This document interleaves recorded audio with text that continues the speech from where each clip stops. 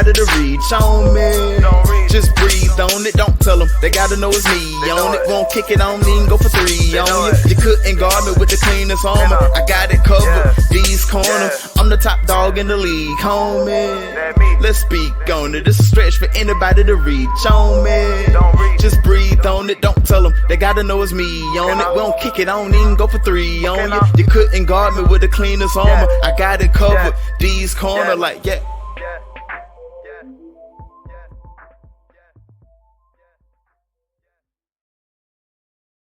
What's going on, everybody? Welcome back to another episode of D's Corner. I appreciate you for tuning in with me. We're going to go straight into it, guys. We got football. I'm so happy that we have football. Hell of a game last night, Chiefs and Ravens. Very exciting matchup. Going to get in a recap with that. Eagles-Packers breakdown for tonight, and I'm going to give my week 1 picks. Again, guys, please don't forget to like, share, and subscribe. Do me that favor. I truly appreciate it. So first up, we'll get into the recap of the Chiefs and the Ravens game. A lot of things happened that I felt would happen. What I was most shocked about, especially early on, was how well the young defensive coordinator for the Ravens was playing. I feel like he was shutting the Chiefs down, giving them some pretty good looks. The one thing that I wanted to see was the adjustments afterwards, because I felt like Andy Reid and Patrick Mahomes, especially right after halftime coming in, they were firing on all cylinders with that opening drive. Was very, very, very well scripted on how they attempted to get Xavier Worthy the ball. There was some lapses in coverage for the Ravens that I anticipated with it being a new defensive coordinator, new calls and things that need to be made. Just communication things. A lot of people are saying, and I could understand it, with Lamar and him feeling as if when he was leaving the field, like he's telling the Chiefs fans, I'll be back. And I can understand that because he did play extremely well to a degree. He had a lot of errant throws, a lot of inconsistency in his throws. Some of the misses that he missed on wide open shots. The Isaiah Likely is really coming into his own, in my opinion, with them having 2 pass catching tight ends and Andrews, and now Isaiah Likely. Isaiah being a cheaper, younger option. Does that begin to make Mark Andrews expendable? It's something I think I'm going to keep my eye on moving forward, especially with him coming off an injury as well. But I was shocked to see the Ravens not truly feature Derrick Henry. I was shocked to see how, in my opinion, at times reckless Lamar was. It was like he was running to contact. I feel like he was out. He had a point to prove. He had a chip on his shoulder. The only thing is you went up against Patrick Mahomes, and they did as well. The Ravens overall, I don't think played. I think the players played well. I don't think it was a good play calling from the offensive standpoint. It seemed extremely noticeable when Derrick Henry was in. We're running the ball when he's not. Lamar's going to do something. The first half, I think Lamar was averaging less than a 1 yard on his passing attempt. Seemed like Zay Flowers had a ton of receptions. I don't even think he had 50 yards. Rashad Bateman had made some nice plays. Overall, I think this Ravens team is going to continue to grow as, everyone should during the season. Now, on the flip side with the Chiefs, they came out rocking and ready. They seemed focused. They seemed locked in. Patrick Mahomes was on fire. Like I said, how they scripted plays to get Xavier Worthy some touches. And once he was able to showcase that speed, once he was out there, even if he was out there as a decoy, he was now someone who we have to account for. They knew the speed, but just like years ago when Lamar came in the league, everyone knew the speed on tape, but it was different when he was out there. Again, this is the Chiefs team that early on should be able to be beat. So that has to stick in Lamar's craw, but that also has to hold a little bit of weight in Patrick's mindset, even though he's already been able to beat the Ravens in the playoffs. So they'll most likely see each other again. It was a hell of a game. especially for it to be a first game of the season. Extremely pleased with how that game turned out. Now, to preview tonight's game with the Eagles and the Packers, both teams have new defensive coordinators. The Eagles also have a new offensive coordinator. We know what Kellen Moore likes to do. We're going to see he likes to throw the ball, especially in times where he probably should be running the ball, especially try to close out games and things of that nature. He has the potential with the players around him to have one of the most dynamic offenses. I would love to see how he's going to use Saquon. I want to see if he's going to try to force feed AJ Brown to keep him happy, or if he's going to allow the game to come to Jalen and hit who's open. The one thing that I think here that is going to go against them defensively, even though they do have a ton of turnover on their defense, especially in their secondary. Devin White's out. Their new defense coordinator, Vic Fangio, who likes to get after the quarterback, so I want to see that. But this young secondary, Cooper DeJean, Quinyon Mitchell, how are they going to go? Keely Ringo, if he's going to get the start with Bradbury hurt. We know what CJ is going to be able to do in that back end, and what Darius Slay is as well. This game is in Brazil, so we'll see how that goes. How that will affect the players on both sides of the ball, both teams. The one thing that I think is going against the Eagles and that is going for the Packers is the continuity.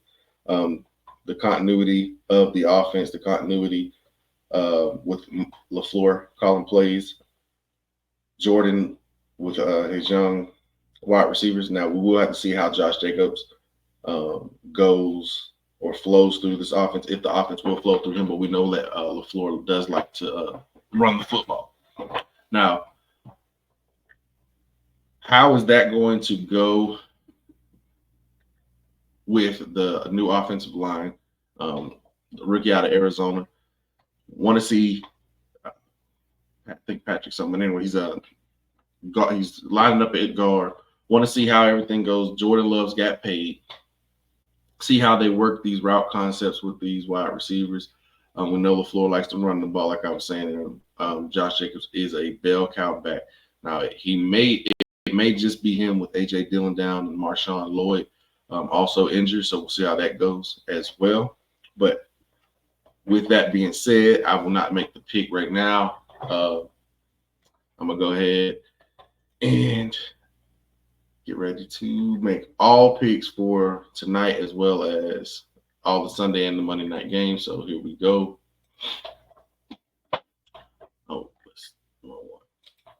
All right, so I was correct last night picking the Kansas City Chiefs over Baltimore. I do have the Pittsburgh Steelers taking a loss in Atlanta. I just like what Atlanta's done defensively, trading and getting Matt Judon. You already had Jesse Bates. You have AJ Terrell. You go and get Justin Simmons. You have a hell of a secondary. Grady Jarrett up front. You have an impact player at each level of your defense. We know the Steelers' offensive line has been shaky.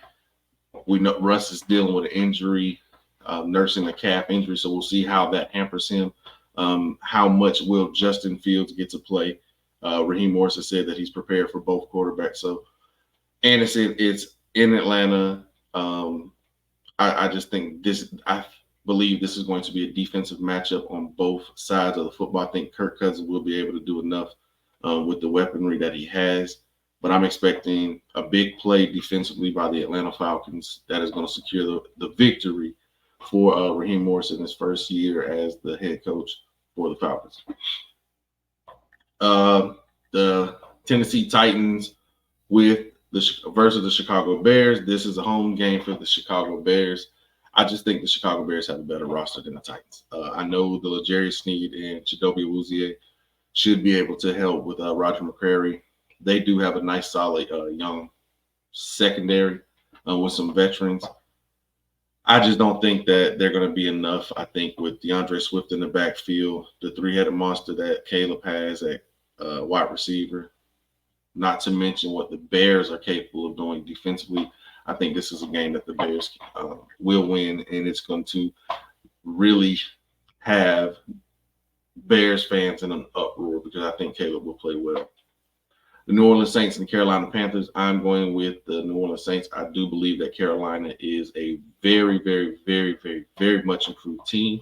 I just don't think it's going to be enough. I think they lost for what they tried to gain offensively. They gave up a lot defensively. I'm expecting the Panthers to have one of the top picks this year.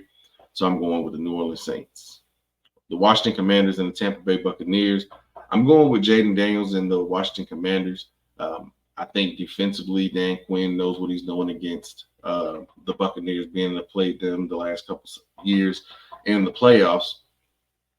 Now that Baker's gotten paid, how does he play?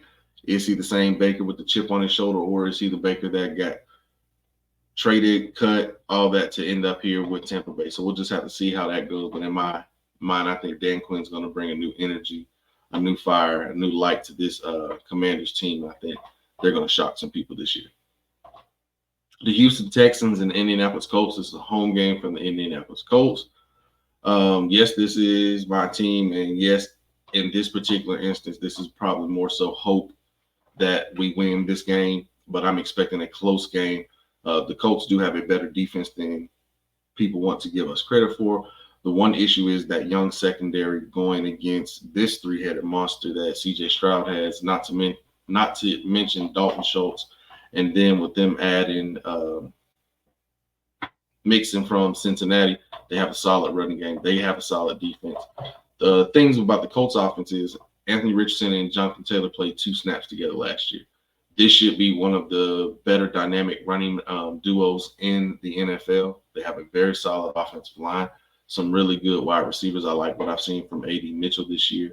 The Colts could be a team where we could end up being a playoff team, or we could miss out again. Seeing if that happens to be the case, you would have to see what's going to go down with the general manager. Us signing Justin Simmons was something that I was hoping. Xavier Howard is still out there. Maybe we can try and go and get him, but I had him linked to Houston, being that he played at Baylor and he's from Texas. So this one here is more of a hope than anything, but it being a home game, you got to get the edge, and it is a division game. They play each other, and they play each other tight. The Jacksonville Jaguars and the Miami Dolphins. Playing in Miami, we know how this field is set up for the opposing team to be however many more degrees hotter than the home team. I just think that the Miami Dolphins have more firepower than the Jacksonville Jaguars are going to be able to handle. I am not a big believer in Trevor Lawrence, the quarterback that has been in Jacksonville since leaving Clemson. He has not made the players around him better. I know in everyone else, this guy is the one guy that they get to throw away his rookie season because of Urban Meyer. He gets to have excuse after excuse after excuse. He's led the NFL in turnovers since he's been in the NFL. I think that trend is going to continue. He ends up making a bonehead play. Miami gets the win here. And for the Packers and the Eagles tonight, I am going Packers. Like I stated, I think they have the better continuity with their offense. I think that's going to give the defense some communication errors leading to big plays, and they do have big play threats. I'm going with the Packers in that game. I think this one is going to also be a close game like last night's game.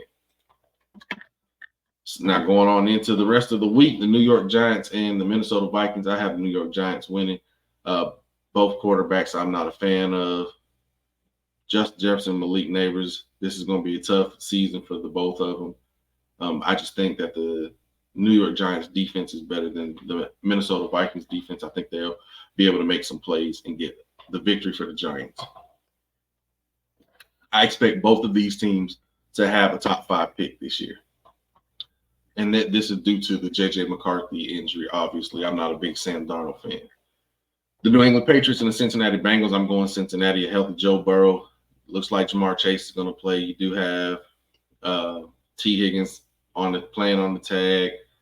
I think they're going to come out with some extreme firepower and try to put up a lot of points here on a rebuilding New England Patriots team.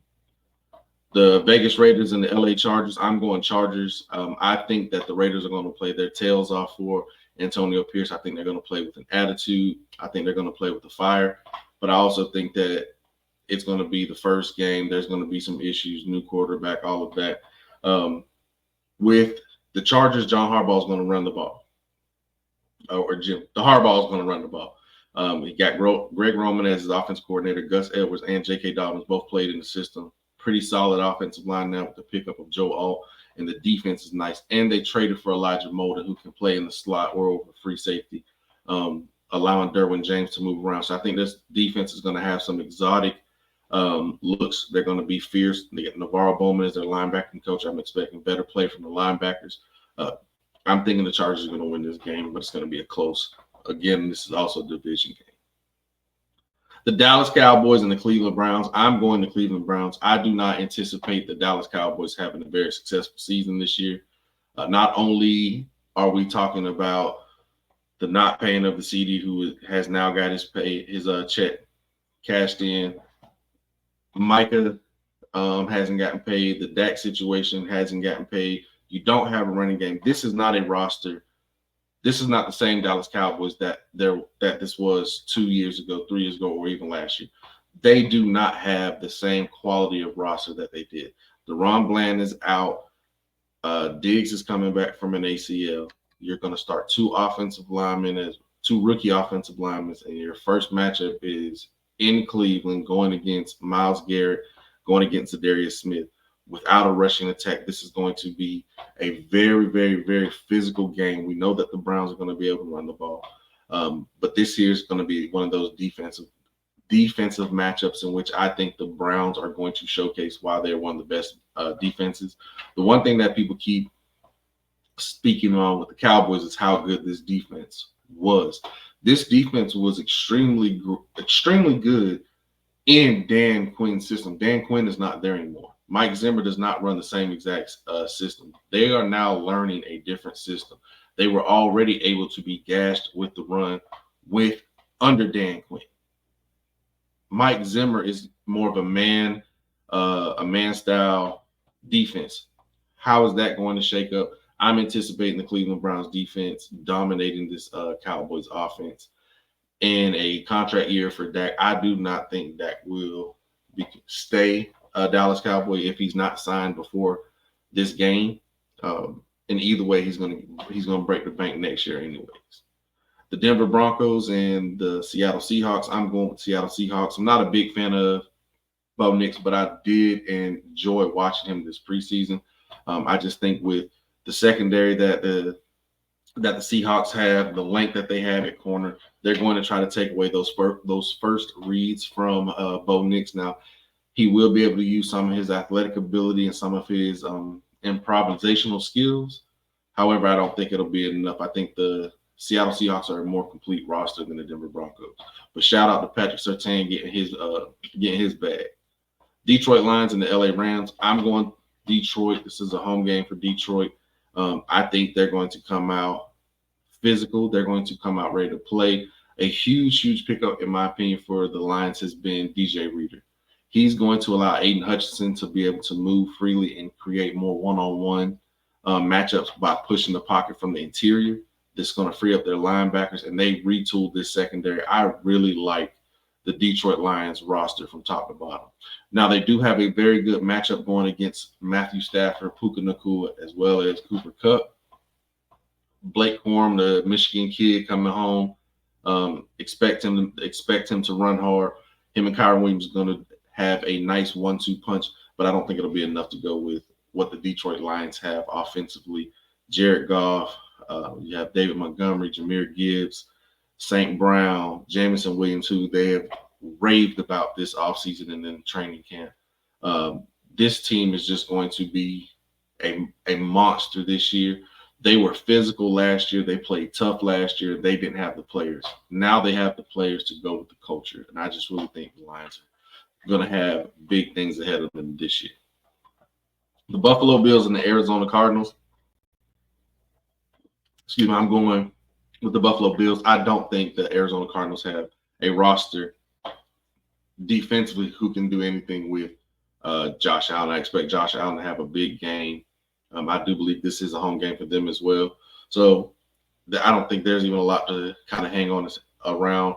I do want to see Marvin Harrison Jr. I want to see how Kyler plays, seeing how this team moves forward. I don't expect him to win a lot of games this year, but it doesn't necessarily mean that the coach would be removed or let go, or even the quarterback.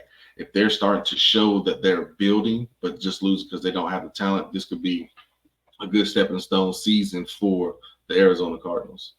And the Monday night game, the San Francisco 49ers and the New York Jets. I have the New York Jets. Both these teams have had a peculiar offseason. The Jets still haven't signed Hassan Reddick. Everyone knows the situation with Aaron Rodgers.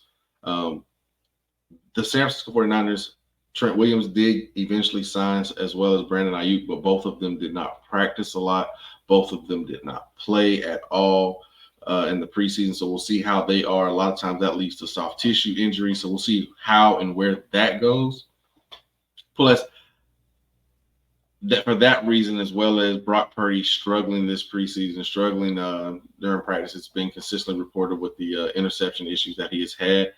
I'm anticipating the New York Jets defense to be able to capitalize on some of those air throws, some of the miscommunication things, just because they don't have the continuity because they haven't been working together, while the business side of things have been panning out with some of their players. C-Mac is nursing an ankle injury, I believe, as well, so not sure that he'll play. I'm anticipating him playing, but how effective will he be? The Jets, on the other hand, they have a three-headed monster, retooled their offensive line. We'll see how well Mike Williams is able to catch on and see if he's healthy, but Garrett Wilson is nice. And they were able to beat some teams last year, like the Bills, like the Eagles, like the Texans, with the worst quarterback play. So Aaron doesn't have to be great, but I anticipate Aaron having a big night. He's had a chip on his shoulder when it comes to the San Francisco 49ers since draft night, when he got pushed all the way down when they took Alex Smith over him. So I think he's definitely going to have a chip on his shoulder and come out swinging and want to kick their tail. So, hey, those are my week 1 picks. Let me know what you guys think. Type your picks down. Let me know if you agree. Let me know if you don't. Don't just tell me yes or no. Tell me why. Give me some explanation, man. I'm looking to start having some people on. Anybody that wants to chat, get on here and chat. We can do a specific team day, whatever it is. Just get at me. Let me know.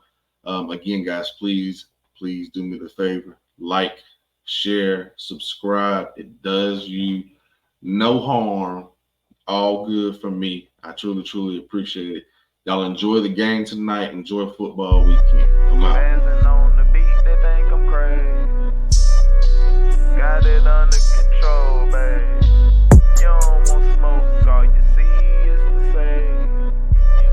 LB tapping, keys in making waves. Ayy. Step back, keep your distance. Ain't no telling what I just may do. I've been vibing, minding my business. Throw one up if you can relate to. Said if I ain't got it, I make do. Can't be stuck waiting on a breakthrough. And I don't need everybody praying for him. Ain't no telling who you niggas pray to.